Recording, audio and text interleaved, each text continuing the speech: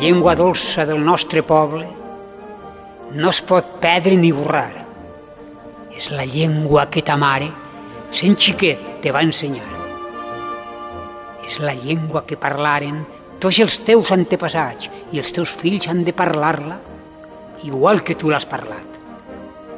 És la llengua que parlava el pare Vicent Ferrer, la d'Isabel de Villena i Joanot Martorell, la d'Euseas Marc, Jaume Roig, la de Martí de Viciana, la de Jordi de Sant Jordi i la del pare Fullana, el que, com és ben sabut, va accedir a la Real Acadèmia de la Llengua Valenciana, la nostra representant, i el germà de Sant Vicent, Fray Bonifaci Ferrer, la Bíblia va traduir a la llengua que parlem.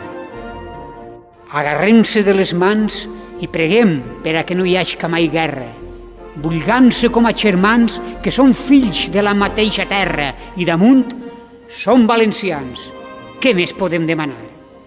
Parlem, pues, el valencià, la dolça llengua d'un poble hospitalari i honrat, treballador, just i noble. Visca València!